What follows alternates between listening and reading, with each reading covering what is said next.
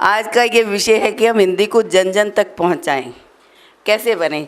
तो एक विचारणीय बात ये कि जब हम अपने से ही शुरू नहीं करेंगे, सब लोगों ने कहा कि हमें करना है, तो वो हिंदी आगे कैसे बढ़ेगी। परिवार की भी बात हुई कि परिवार में सिखाना, लेकिन आज हम देखते हैं कि जब सुबह उठते हैं सभी फ़ोन देखते हैं और सब व्हाट्सएप पे देखते हैं good morning good morning good morning. उसकी जगह पे हम अपना वैदिक अभिवादन नमस्ते जी क्यों ना कहें, सुप्रभात क्यों ना कहें।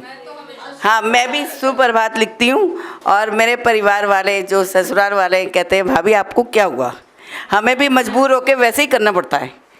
तो एक शुरुआत है, वो कब तक रोकेंगे अपने को। हम रोज़ कहेंगे सुप्रभात जी, राम राम जी, हाथ जोड़ के, तो वो उनका भी फिर जवाब वैसे ही आता है। वो पहले गुड मॉर्निंग कहते थे, लेकिन अब वो मुझे वैसे ही जवाब देते हैं। हिंदी में बात करती हूँ, बच्चे कहते हैं ये क्या हो गया। हाँ, मैं भी हिंदी में करती हूँ और कई लोग कहते हैं कि अरे हिंदी में कैसे टाइप करती हो आप, हमें ये समझ में नहीं आता है, हमारी तो मात्राएं गलत हो जाती हैं। चलो एक दिन होंगी 2 दिन, अब आज से तो बहुत कुछ हाँ गूगल पे हो जाता है।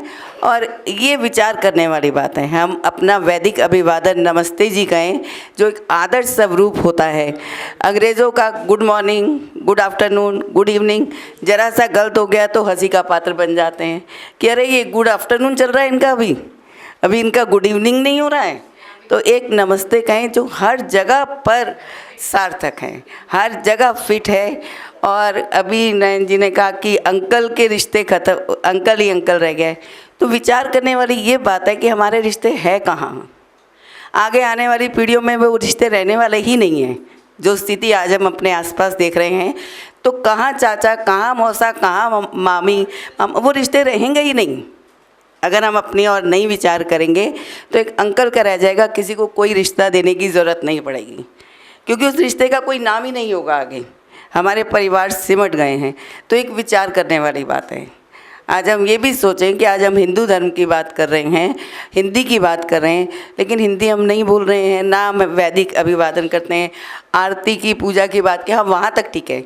और अब तो बच्चे ये भी कहने लग गए हैं कि अरे श्लोक बोलते हैं आप संस्कृत में, हमें तो नहीं समझ में आता है, आप हमें उसका अनुवाद करिए। और मैंने देखा बुक्स में उसका जो अनुवाद है ट्रांसलेट इंग्लिश में भी आने लगा है।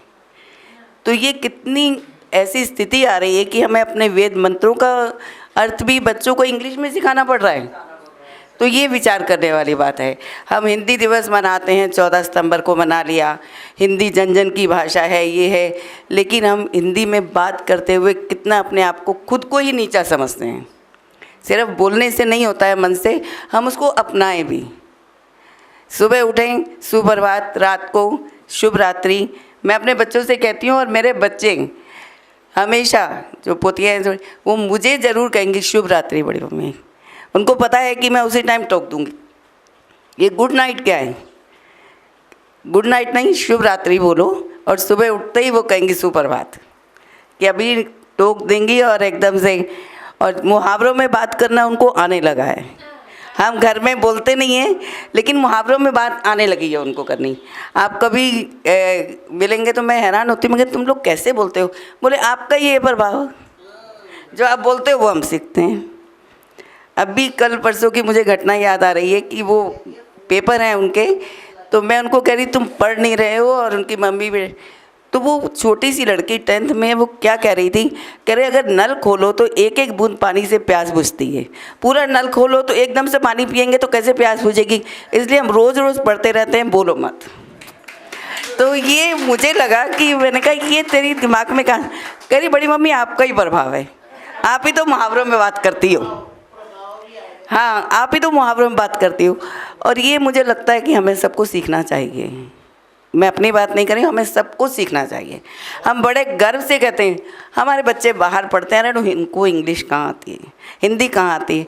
हमने भी 6th में ही, जैसे अभी कह रही थी मैडम कि 6th में ही इंग्लिश शुरू की, और 4 लाइनों की कॉपी होती थी, उस पर बनाते थे। हाँ, और अब बच्चे कहते हैं अरे 6th तक आपने क्या किया, फिर जब इंग्लिश नहीं थी आप पढ़ते कैसे थे। भाई कैसे पढ़ते थे, हिंदी में हमने पढ़ा है, हमने सारे सब्जेक्ट। अरे हिंदी में पढ़ा है आपने, सोशल साइंस हिंदी में पढ़ाई है, क्योंकि मैंने 30 साल तक सोशल साइंस पढ़ाई है।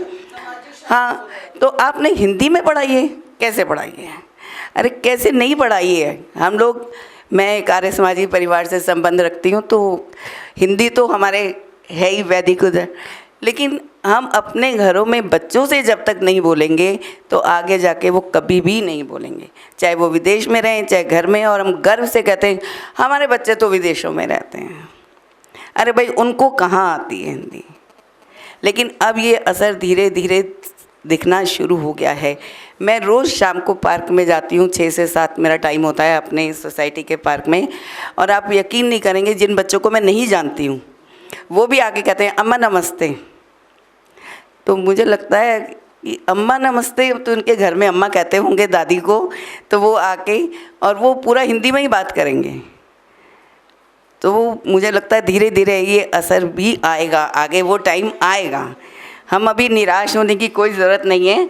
काले बादल ज़रूर है, सवेरा फिर आएगा, धीरे धीरे चलेगा। हाँ काले बादल बाहर दिख रहे हैं पूनम जी मुझे आपका इशारा है, लेट हो रहा है। तो मेरा यही अनुरोध है आपसे कि आप अपने आप से शुरुआत कीजिए। कहते हैं ना कि अपने आप को हम सुधारेंगे तो आसपास अपने आप ही सुधरता चला जाएगा।